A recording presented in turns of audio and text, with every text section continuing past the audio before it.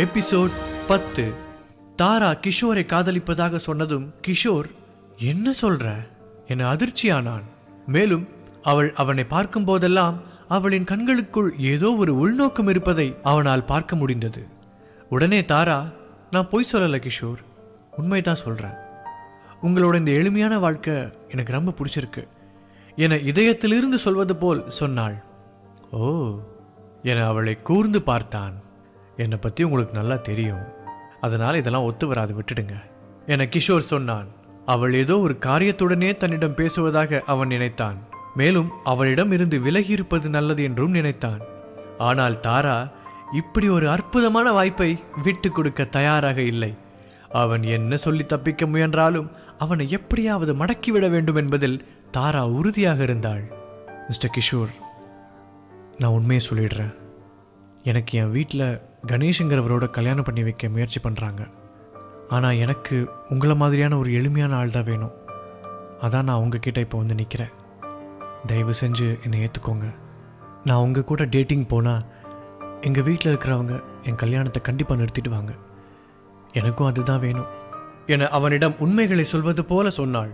ஆனால் கிஷோருக்கு அவள் சொல்வது எதையும் ஏற்றுக்கொள்ள முடியவில்லை. அவளுக்கு பதில் எதுவும் சொல்லாமல் மௌனமாகவே நின்றான். மேலும் அவன் முகத்தில் ஒரு தயக்கம் தெரிந்தது.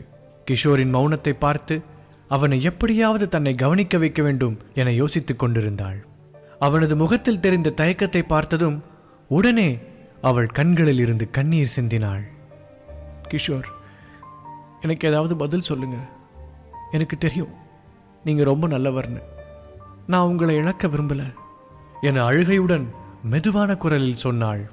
அவளது அழுகையை பார்த்ததும் அவனது மனம் சற்று இறங்கியது. ஆனால் அவனது உள்மனது உறுத்தியது. சரி, என்னதான் திட்டம் வைத்திருக்கிறாள் என்று பார்ப்போம் என்று எண்ணியவன் சிறு யோசனைக்கு பிறகு அவளுடன் டேட்டிங் மட்டும் செய்ய ஒப்புக்கொண்டான். அப்போது அவள் கண்களில் கண்ணீருடன் சிரித்தாள். அப்போது கிஷோர், ஆனா ஒரு கண்டிஷன் என்றான். உடனே தாரா கண்களை துடைத்துக்கொண்டு அவனை பார்த்தாள். என்னை பத்தின எந்த ஒரு விஷயத்தையும் நீ சுமிதா கிட்ட சொல்லக்கூடாது என கிஷோர் மீண்டும் அவளிடம் கேட்டுக்கொண்டான்.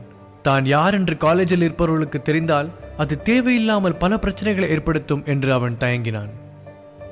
கண்டிப்பா சொல்ல மாட்டேன் என்றாள் தாரா. அவன் இதை அவளிடம் சொல்லவில்லை என்றாலும் சுமிதாவிடம் கிஷோரை பற்றிய உண்மையை சொல்லும் எண்ணம் அவளுக்கு இல்லை. ஏனெனில் கிஷோர் ஒரு பணக்காரன் என்று தெரிந்துவிட்டால் சுமிதாவும் கிஷோரை விரும்ப முயற்சிப்பாள் என்று நினைத்தாள். கிஷோரை அவள் அடைய தனக்கு எந்த போட்டியாளரும் இருக்கக்கூடாது என விரும்பினாள். பின் அவர்கள் தங்கள் டேபிளுக்கு சென்றனர். சுமிதா, எங்க போனீங்க ரெண்டு பேரும் என ஏதோ தெரியாதவளை போல கேட்டாள். உடனே தாரா கிஷோரை பார்த்து சிரித்தபடியே அவனுக்கு ஒரு கேக்கை எடுத்து கொடுத்தாள். ஹே ஹான்சம், இதை சாப்பிட்டு பாருங்க, ரொம்ப நல்லா இருக்கும் என்று சொன்னாள். சுமிதாவுக்கு ஆச்சரியமாக இருந்தது. திடீரென தாரா கிஷோரை அன்பாக நடத்துவதை பார்த்து சுமிதாவிற்கு சரியாக எதுவும் புரியவில்லை.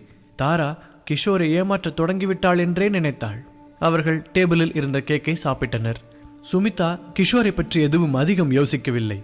அவளை பொறுத்தவரையில் கிஷோர் ஒரு ஏழை மாணவன், அவ்வளவுதான். சுமிதா கிஷோரிடம், கிஷோர், தாராவை பற்றி என்ன நினைக்கிற என கேட்டாள். உடனே அவன் தாராவை பார்த்துவிட்டு, அவ ஒரு நல்ல பொண்ணுதான் என்று இழுத்தவாறு சொன்னான். அதனை கேட்டு தாராவுக்கு சந்தோஷமாகியது. மேலும் கிஷோருக்கு தன் மீது ஒரு நல்ல எண்ணம் உருவாகி இருக்கிறது என்றும் நினைத்தாள். அப்போது சுமிதா, அட பாவி, அவ எவ்வளோ அழகா இருக்கிற பாரு, நீ எல்லாம் அவளோட காதலனா இருக்கிறது அதிர்ஷ்டம், தெரிஞ்சதா? உன்ன மாதிரியான புவர் கைக்கு பெரிய விஷயம் என்று கிஷோரின் தகுதியை உணர்த்தினாள். சுமிதா பேசி முடித்ததும் தாராவை பார்த்தாள். கிஷோர் இதனை ஒரு வாய்ப்பாக பயன்படுத்தி கொண்டு தாராவிடம் எல்லை மீறிவிடக் கூடாது என்பதால் தான் அவள் கிஷோரிடம் அப்படி பேசினாள். அப்போது அவன் தகுதி புரிந்து நடந்து கொள்வான் என்று நினைத்தாள். இதற்காக தாரா தன்னை பாராட்டுவாள் என்று நினைத்தாள். ஆனால் தாரா அவளை முறைத்தபடி பார்த்தாள். தாராவுக்கு அவளை அறைய வேண்டும் போல் இருந்தது. அவளது இந்த பேச்சு கிஷோரை காயப்படுத்தும் என்றும் மேலும் தனது திட்டத்தை வீணாக்கிவிடும் என்றும் நினைத்து கோபமானாள். உடனே, சுமிதா, முட்டாள் தன்மா பேசாத என தாரா கடுப்புடன் அவளிடம் சொன்னாள். சுமிதாவுக்கு தாரா ஏன் அப்படி பேசுகிறாள் என்று புரியவில்லை. இருந்தாலும் கிஷோரிடமிருந்து தாராவுக்கு எந்த பிரச்சனையும் வந்துவிடக்கூடாது என்பதையே விரும்பினாள். அதனால் அவள் கிஷோரிடம் சில கோரிக்கைகளையும் சொன்னாள். தாரா உன்னை லவ் பண்றா, நீ அவ சொல்றதான் கேட்கணும், எதுவும் திரும்ப பேசக்கூடாது, சரியா என கிஷோரிடம் சுமிதா சொன்னாள். அதனை கேட்டதும் தாராவுக்கு கோபம் இன்னும் அதிகமாகியது. சுமிதா போதும், இப்படி பேசுறது நிறுத்திக்கோ என்று மனதுக்குள் கத்தினாள். சுமிதா தொடர்ந்து, நீ அவ கூட டேட்டிங் செய்யும் போது அவளை நல்ல மரியாதையோட தான் நடத்தணும். அவ கையை கூட நீ பிடிக்க கூடாது, புரிஞ்சுதா எனவும், மேலும் அவ யார்கிட்ட வேணாலும் போய் பேசினாலோ இல்ல கட்டி பிடிச்சாலோ இல்ல முத்தம் கொடுத்தாலோ அதை பத்தி நீ எதுவும் அவகிட்ட கேட்கக்கூடாது. அவளுக்கு சில தனிப்பட்ட உரிமையை கொடுக்கணும் என சில கோரிக்கைகளை சுமிதா சொன்னாள். இந்த விஷயங்களை எல்லாம் முன்னாடியே கிஷோருக்கு தெளிவுபடுத்த வேண்டும் என்று அவள் நினைத்தாள். கிஷோர் சற்று அமைதியாக, அப்படின்னா நான் அவ கூட டேட்டிங்ல இருப்பேன், ஆனா அவளை கூட கூடாது அதானே என்று சொல்லி கண்களை சுருக்கி பார்த்தான். அவ யார்கிட்ட போய் எது பண்ணாலும் நான் எதுவும் கேட்கக்கூடாது, அப்படித்தானே என கிஷோர் அவளிடம் சொன்னான். அப்போது சுமிதா தான் சொன்ன எல்லா விஷயமும் கிஷோருக்கு புரிந்துவிட்டது என்று நினைத்து சிரித்தாள். தாராவுக்கு சுமிதா மீது கோபம் அதிகமாகியது. கிஷோர் தன் கைகளை பிடிக்கவில்லை என்றால் என்னால் எப்படி அவனுடன் நெருங்கி பழக முடியும் என்று யோசித்தாள். மேலும் இவளை பேசவிட்டால் தன் திட்டத்தை பாழாக்கி விடுவாள் என்று நினைத்து சுமிதாவின் கன்னத்தில் கோபமாக அறைந்து விட்டாள்.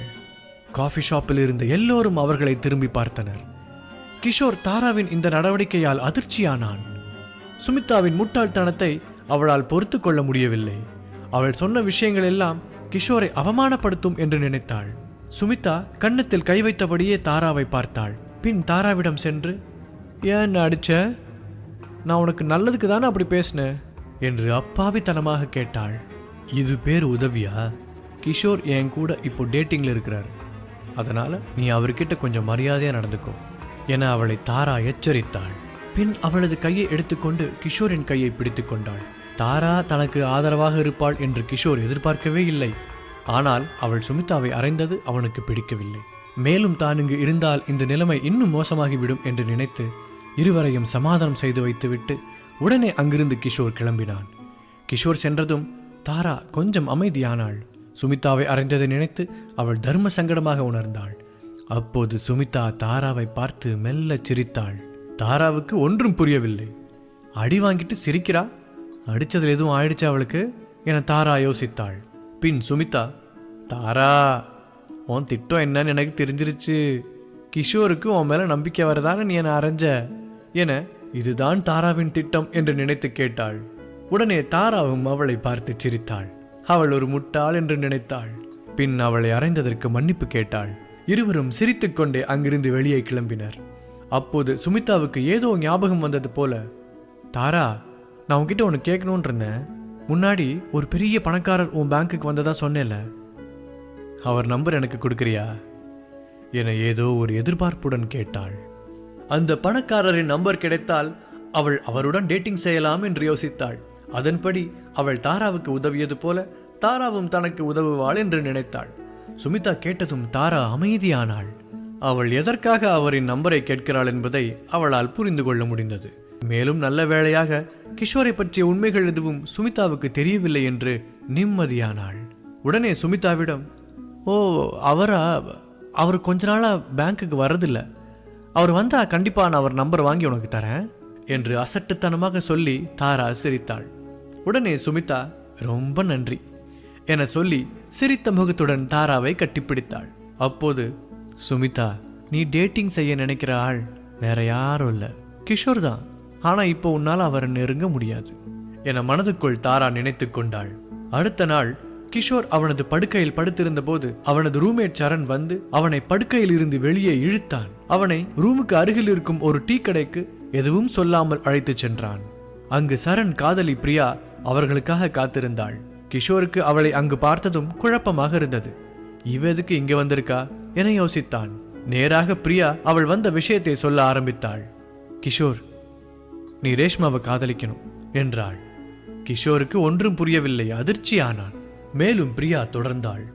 ரேஷ்மாவும் ஜானும் இப்ப கொஞ்ச நாளா பண்றது எதுவுமே சரியில்லை. 2 பேரும் எப்போதும் ஒன்னாதான் இருக்காங்க. எங்களுக்கு ஜான் மேல நல்ல அபிப்பிராயம் இல்லை, எப்படியாவது அவங்கள பிரிக்கணும் என கூறினாள். கிஷோர் பிரியாவையும் சரணையும் ஒரு நிமிடம் பார்த்தான். நீங்க தயவு செஞ்சு வேற யாரையாவது பார்த்துக்கோங்க, என்னால முடியாது என்றான். ரேஷ்மா முன்பு எவ்வளவு கேவலமாக அவனிடம் நடந்து கொண்டாள் என்பதை யோசித்து பார்த்தான். உடனே பிரியா, கிஷோர் தயவு செஞ்சு நீ நிலைமையை புரிஞ்சுக்கோ. ரேஷ்மா இப்போல்லாம் எங்க கூட சரியாவே பேசுறதில்ல, ஜான் கூட தான் அதிகமா பேசுறா. இது எங்களுக்கு சரியா படல. அவ திரும்ப எதுவும் பிரச்சனையில சிக்கிப்பாளோன்னு பயமா இருக்கு அதுக்கு நீ தான் எங்களுக்கு உதவணும் என்றாள். மேலும் ரேஷ்மாவை உனக்கும் பிடிக்கும்னு எங்களுக்கு தெரியும், அதனால தானே நீ அவள் அடிபட்டு ஹாஸ்பிட்டலில் இருக்கும்போது காஸ்ட்லியான சாப்பாடெலாம் வாங்கிட்டு வந்த. அதுவும் இல்லாமல் ரேஷ்மா ஜான் கிட்ட பேசுறது உனக்கும் பிடிக்காதுன்னு எங்களுக்கு தெரியும் என கூறினாள். அப்போது அன்று அவன் கொண்டு வந்திருந்த சாப்பாடு அவளுக்காக இல்லை என்பதை நினைத்து கிஷோர் லேசாக சிரித்தான். ரேஷ்மாவுக்கு அவன் மேல் நல்ல அபிப்பிராயம் இல்லை என்றாலும் ஜான் அவளிடம் முன்பு தான் உதவி செய்தேன் என்று பொய் சொல்லி ரேஷ்மாவுடன் பழகுவதை யோசித்து பார்த்தான். மேலும் ஜானை பற்றி அவன் சந்தேகப்பட்டான். அவன் ரேஷ்மாவுடன் பழகுவது அவனுக்கும் பிடிக்கவில்லை என்பதை பிரியாவிடம் ஒப்புக்கொண்டான். உடனே பிரியா சந்தோஷமானாள். குட், அப்போ நான் உன்னையும் ரேஷ்மாவையும் சந்திக்க ஏற்பாடு செய்கிறேன். எப்படியாவது நீ அவன் மனசில் இடம் பிடிச்சிரு என்று கிஷோரிடம் சொன்னாள். கிஷோருக்கு ரேஷ்மாவை சந்திக்க தயக்கமாகவே இருந்தது. இருந்தாலும் பரவாயில்லை என்று நினைத்துதான் பிரியா சொன்னதற்கு ஒப்புக்கொண்டான். பின் அடுத்த நாள் பிரியா சொன்னது போல் ஒரு பார்க்குக்கு ரேஷ்மாவை அழைத்து வந்தாள். அங்கு கிஷோர் இருப்பதை பார்த்து ரேஷ்மா அமைதியானாள். பிரியா கண்களால் ஜாடை செய்து கிஷோரை அவளிடம் பேச சொன்னாள். ஆனால் ரேஷ்மா வந்ததிலிருந்து அவளது செல்போனையே பார்த்தபடி இருந்தாள். அப்போது கிஷோர் அவளிடம் பேச முயற்சிக்கும் போது ரேஷ்மா கொஞ்சம் தூர பார்த்து, ஹே ஜான், வா வா என்று அழைத்தாள். கிஷோர் திரும்பி பார்த்தான். அங்கு ஜான் வந்தான். உடனே கிஷோருக்கு இது சரிவராது என்று தோன்ற அங்கிருந்து கிளம்ப அவன் முயற்சித்தான். ரேஷ்மா ஜானுடன் சிரித்து பேசிக்கொண்டே இருந்தாள். அதனை கிஷோரால் பார்க்க முடியவில்லை. பின் சரணிடமும் பிரியாவிடமும் சொல்லிவிட்டு கிஷோர் கிளம்ப முயன்றான். அவர்கள் இருவரும் கிஷோரை இருக்கச் சொல்லி வற்புறுத்தினர். ஆனால் அவன் கேட்கவில்லை. அப்போது கிஷோர் என்று அழைத்த ஒரு குரல் அவன் காதில் கேட்டது. திரும்பி பார்த்தான். ரேஷ்மா அவனை அழைத்தாள். அதான் எல்லாரும் சொல்றாங்கல்ல, இங்கே இருக்கலாம்ல என்று அவனிடம் ரேஷ்மா சொன்னாள். ரேஷ்மா தன்னிடம் இப்படி பேசியதை கேட்டு கிஷோர் சந்தோஷமானான்.